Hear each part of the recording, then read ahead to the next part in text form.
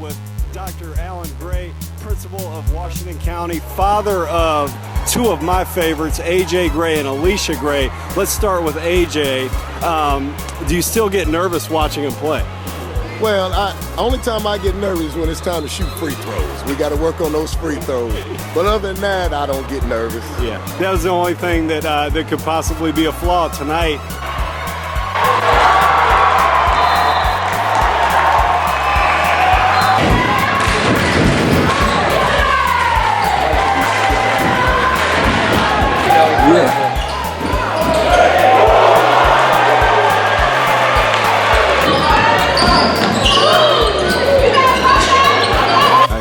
So Artis Chapman, sophomore, made 9 of 9 free throws, including 2 after Grovetown had made a big run and cut your lead to 2. How do you feel about him stepping to the line and playing so cool under pressure?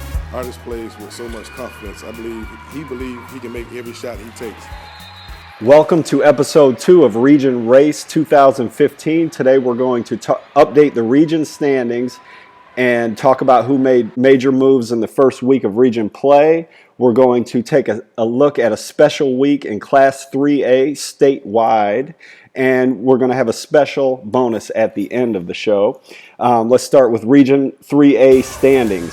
Butler and Laney up at the top, both undefeated, and they will have a showdown Friday night at Laney. I'm pretty sure everybody who is interested in high school basketball in our area is interested in that game. Get there early. That's the number 1 team in the state versus the number 3 team in the state, by the way. Waco, Washington County, made a big move last Friday night, beating Josie. They're 2-0 in the region when AJ Gray and the rest of the football players are playing, 2-1 overall, and I look for them to be a force in the region in the coming weeks. Josie got its first win over Glen Hills. Glen Hills has had a brutal schedule, playing Butler, Laney, Waco, Butler, Laney, and Josie so far, and then they get Waco Friday. So I mentioned Waco making a major move. Butler, it should be noted as well, with wins over Glen Hills and Westside in this past week, and then the fact that the Atlanta Journal and Constitution ranked them number 3 in the state. I was particularly happy to see that. Laney has gotten the recognition all year as being the state's number 1 team in Class 3A. I think it's very appropriate that Butler be mentioned right up there at the top. And Friday night, we're going to settle that thing on the court, and I can't wait for that. Okay, so let's move on now to Region 5A. The team that has distinguished itself so far in that region is Cross Creek, 2-0. With a road win at Grovetown and a home win versus Greenbrier.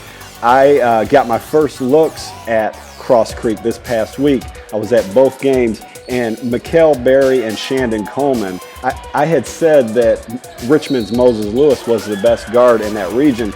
These two guys have something to say about that, as far as, I think they're very good too. So they have established a 2-0 record. Everybody else besides Greenbrier is 1-1. Greenbrier stands at 0-2 after a heartbreaking overtime loss to Lakeside and a loss Tuesday to Cross Creek.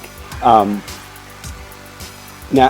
moving on to the second part of the show, that is a special look at a special week in Class 3A basketball statewide. We have in our area the number 1 3A team in Laney, the number 3 3A team in Butler, and I think very soon Washington County will be highly ranked statewide as well. As mentioned, 1 plays 3 Friday. This past Saturday, 1 played 2, and that was Laney versus Jenkins. And there's a huge blog post at augball.blogspot.com about that. Check that out if you want. That was a beautiful basketball game, in my opinion, with guys just giving so much effort, and there's just a lot to learn about basketball in that post, in my opinion. So you had 1 versus 2 Saturday. We'll have 1 versus 3 Friday, and then Saturday, Laney goes to Morgan County, who is ranked number 5. Morgan County is probably underrated when they are ranked at number 5. These guys took Laney to overtime in Laney's gym. They are dynamite, and I have a special announcement to make about that game, and that is that AUG B-Ball will sponsor SUV TV's live stream of that game at Morgan County Saturday. So I'll put a link in the notes of the show so you can know how to access that. But first things first is that Friday night game between Laney and Butler, and that's going to be great. So 1 week, a 1-2 matchup, a 1-3 matchup, a 1-5 matchup. This is the capital of 3A basketball, our area, and it's been great to watch. So now we'll move on to the bonus section of our show. Got a look at A.J. Gray in Washington County last week. A.J. Gray was the Gatorade Player of the Year in the state of Georgia on the football field. His sister Alicia Gray 2 years ago was the Gatorade Player of the Year in the state of Georgia as a ladies basketball player, and she now plays at the University of North Carolina. AJ and Alicia's father, Alan, got me up to speed with Alicia's progress after the game Friday.